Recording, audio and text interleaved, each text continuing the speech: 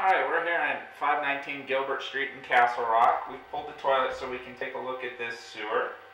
It was interesting. The toilet it has some wax present, but there was no wax ring on the toilet. We'll put one on there, but that was interesting. That's our cast iron. Looks like we're going across and then picking up the kitchen. So we're headed to the south. We'll see if we go to the east or west from that point. We are dropping down though.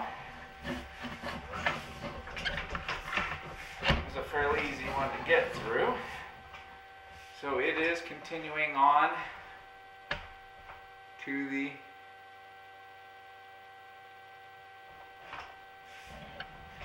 south, and it's turning back toward the easement. See some minor. This was what I was afraid of. We need to get our lens clear. So we need to get some water out here. But we just went from,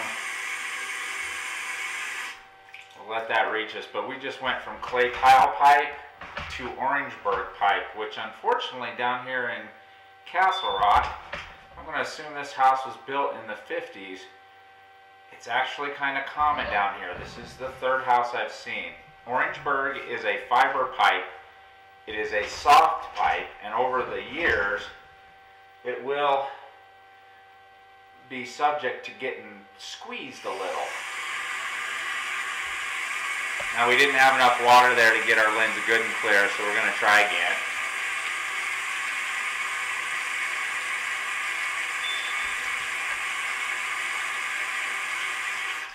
So one of the telltale signs of Orangeburg you can already see, well, first of all, the pipe looks black. And then if you look down through there, that is not a very round shape. That is an oval shape. And that is caused because the pipe is getting pushed and squeezed.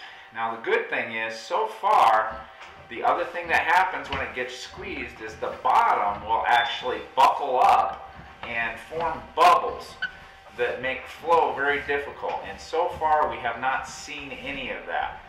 We have seen pretty significant ovaling, but the pathway has been very clear, and it probably has only lost about an inch of clearance, which is not enough to stop flow. You'll notice there's nothing trapped in here. When the bottom buckles, it makes a very uneven surface, and it's very difficult for stuff to flow smoothly through here. So clearly it's been ovaled. You can see right there, that is not a round shape. But as of so far, there hasn't been any severe buckling. And while we do not like Orangeburg pipe because of what it tends to have happen to it, so far this one is not in bad shape other than the ovaling that's occurring. A little bit of bubbling and buckling there. It wasn't severe, but it did move our camera to the right. We do have a couple really minor root penetrations. They are a long ways from becoming a problem. We don't like Orangeburg in here though, because we don't like having to clean it with a cable and blade, because it can damage Orangeburg.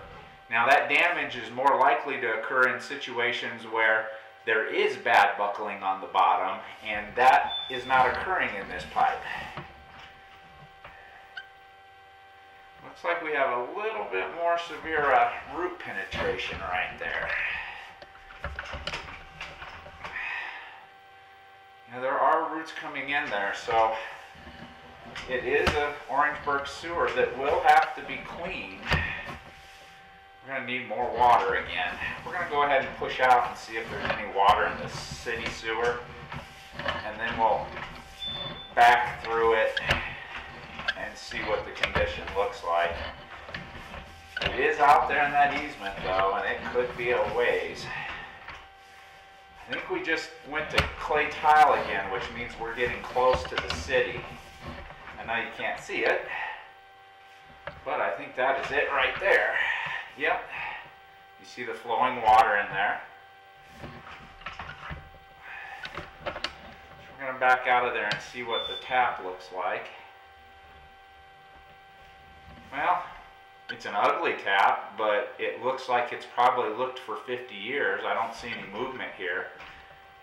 This is surrounded by concrete, and the path into the sewer is open and clear. And it's not, like I said, it's not the prettiest, cleanest tap, but I do believe that's probably what it's looked like for the 60 years it's been here. There's nothing obstructing flow into the pipe. So I don't see any repairs there. Oh, we get a nasty little coat just as we pull back into the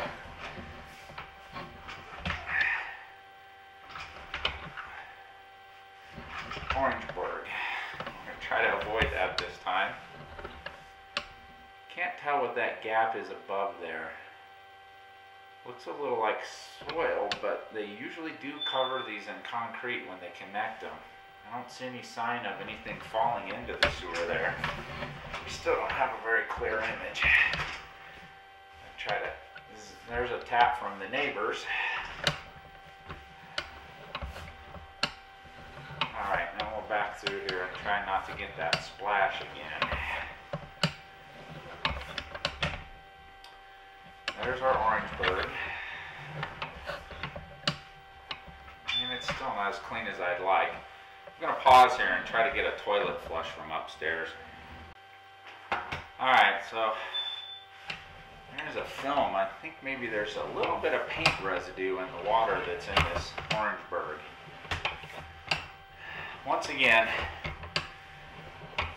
we don't like Orangeburg. Most of the time it's in bad condition with much buckling, and we would want it gone. This one's actually in decent condition. Its one drawback is that it does have a couple of root penetrations, which means it's going to occasionally have to be cleaned. Right now, I think it can be cleaned a few times. That one right there is about ready to be cleaned without causing severe damage, as long as they go with a 3-inch blade. Eventually, Orangeburg usually will buckle, but it has gone 65 years, and it hasn't done that yet. It's one of the better Orangeburg pipes I've seen in a while. I've only seen a couple that were in this kind of condition where it's functional enough, it's hard for me to say it has to go. Because there's only a few. You see an area like this where there's just the minorest buckling on the bottom, but the pipe is squeezed down pretty tight through here. Waste can get through there. It's the cleaning part that is a little tricky. I don't see anywhere in here where the pipe is reduced to less than 3 inches though. And 3 inches is sufficient to move waste.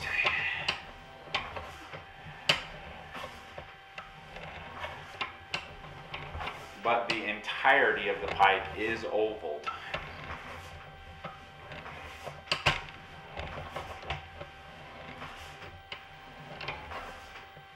And we're back near the house, and we're into the cast iron. So that's our sewer. And we just took another nasty blast, but we've seen all this.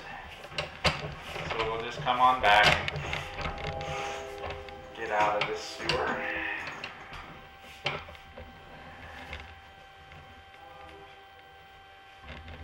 And that is our inspection.